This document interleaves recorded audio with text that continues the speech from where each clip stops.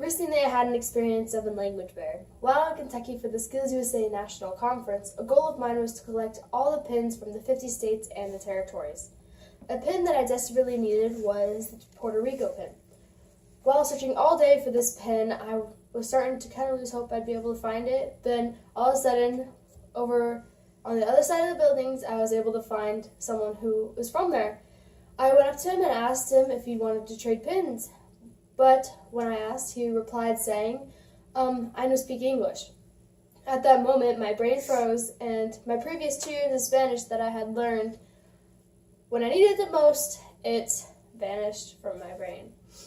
Why I forgot everything, you might ask? Mostly because Spanish was a requirement at my school, and while learning Spanish, I was also learning Korean at home, which I wanted to learn more, and so I committed it to memory more voluntarily.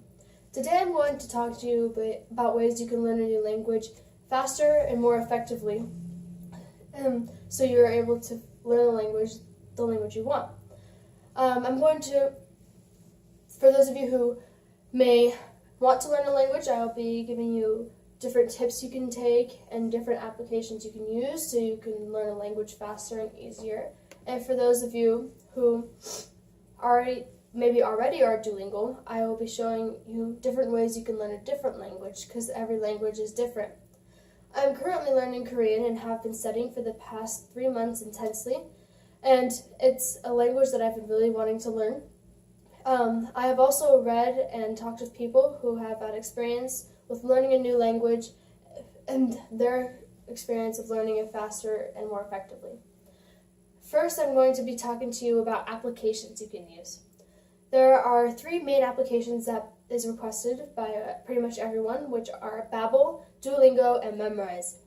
A recent study has been done for Babbel and Duolingo over a learning Spanish through a 2-month time period. They started out with about 900 different participants, and they narrowed it down to 500 who are eligible to participate.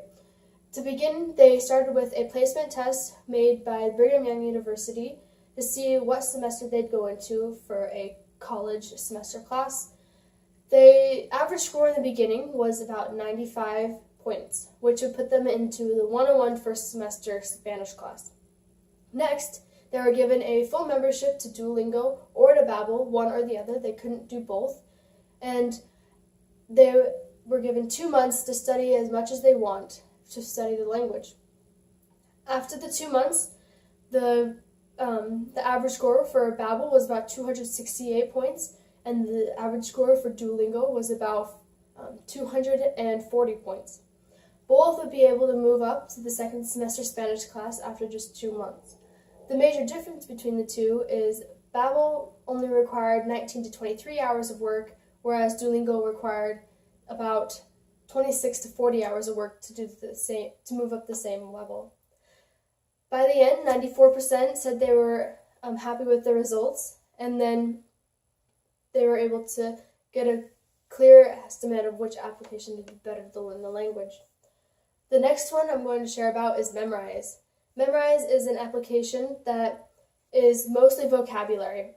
It has a theme of you start from the bottom in a rocket ship and you take off learning more and more words until you're in space and you know all the words that you could possibly know.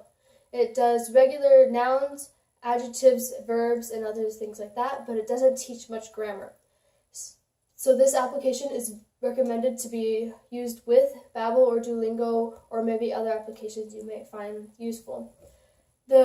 Compared to the 13 and 14 languages that Babbel and Memrise offer, Memrise offers 200 plus languages, and that's why it's such a high recommended application.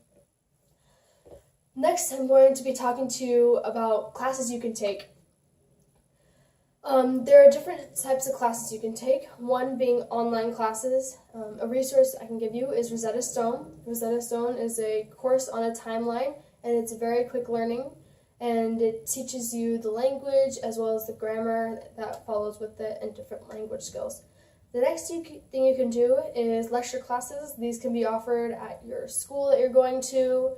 They can also be separate lecture classes that you can have if you have more time, you can go to these classes and you will learn with people surrounding you. The only downside to using lecture classes is that you have to follow curriculum, and it's usually about 6 months to learn for a semester. Lastly, I'm going to be sharing with you of surrounding yourself with a language.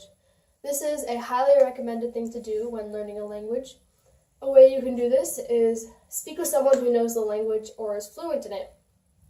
You can talk to someone and you will understand the language more fluently, as well as it'll go to your long-term memory much easier. You just walk up to your friend and this just could be like, 안녕하세요, and they'll reply, 안녕하세요, 무슨 일이에요? And you can continue the conversation of that. The next one you can do is learn with someone, like have a partner in crime for this. When you're learning, the best way to do this more effectively is to have a competition between the two. And you can see who learns a language most effectively and the fastest to see who is most fluent in the shortest amount of time. The next thing that I want to share to you that will help you learn a language faster is abroad classes. This is something that I wish I had the opportunity to do, and it is a class where it's about 1 month where you just go head on first into the learning the language and basic communication skills and all this, and then at the end of the month you go for like a 1 to 2 week trip to the country that speaks the language, and you get to put your skills to the test. While you're in the other country, you will learn while you're there, but while you're there, you'll get to use the skills that you would learn daily.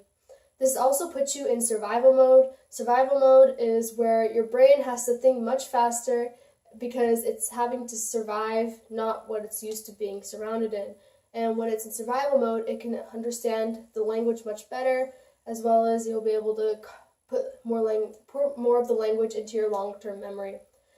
And when you're in these countries and also when you're learning with someone, you can also learn slang, and this will help you with understanding the language much better. In conclusion, we have looked at many different ways to learn a new language, that it can be easier and faster. We have talked about applications you can use, and classes you can take, as well as surrounding yourself with the language. Going back on my original story, I was losing hope that I'd be able to gain the Puerto Rico pin. Then, all of a sudden, his friend came up and was able to translate for us in between. I was able to speak to him, and he was able to speak to him, translate back. I was able to gain my Puerto Rico pin at the end, and I was able to complete my goal for all 50 states as well as the territory pins. I realized that I should be using my Korean language learning technique not only for Korean, but for the Spanish lessons I had learned as well. As said by Frank Smith, 1 language sets you in a corridor for life. 2 languages opens every door along the way. Thank you.